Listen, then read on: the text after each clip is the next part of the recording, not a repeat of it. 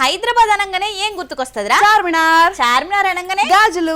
ఆత్రేయపురం అంటే పూతరేకులు. మరి కొండపల్లి అంటే చెక్క బొమ్మలు. చూసినవా ఒక వస్తువు ఆ ప్రాంతానికి ఎంత పేరు తెచ్చిందో. కానీ లాభం రోజు రోజుకు వాటికి గిరాకీ తగ్గిపోతూనే ఉండే. వాటికి పూర్వ వైభవం రావాలనే ఎన్టీఆర్ జిల్లాల బొమ్మల కొలువు పెట్టిండ్రు.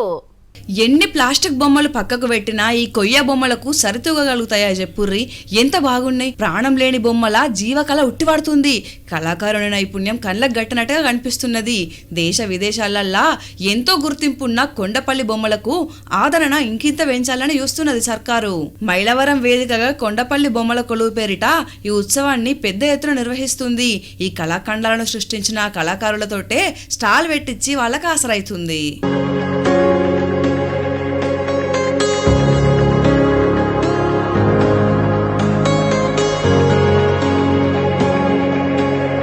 ఇవి బొమ్మలే కాదు, మన సంస్కృతి సాంప్రదాయాలకు నిలువెత్తు నిదర్శనాలు. మన పద్ధతులను కట్టుబొట్టును ప్రపంచమంతా చాటి చెప్పే సాధనాలు. కొండపల్లి బొమ్మలంటే కొండంత పేరుంది. అట్లాంటి బొమ్మలకు ఈ కాలంలో ఆదరణ కరువైతుంది. తయారు చేసే కుటుంబాలు కూడా 50కి తగ్గిపోయింది. కొత్తోళ్ళు ఈ రంగంలోకి రావాలంటే తగినంత ఆదరణ ఉండాలి.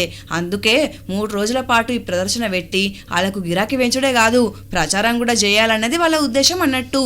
ఈ కొలువుల శ్రీరామ పట్టాభిషేకం, డాన్సింగ్ డాల్, ఏనుగు అంబారి, పిల్లలు ఆడుకునే పక్షులు, జంతువులు ఇట్లా ఎన్నో ఆకృతులను అందుబాటులో పెట్టిర్రు. చేతి వృత్తులకు చేయూతనిచ్చి మన కళల్ని, కళాకారుల్ని కాపాడుకునే దిశగా ఈ కార్యక్రమం నడుస్తుందన్నట్టు.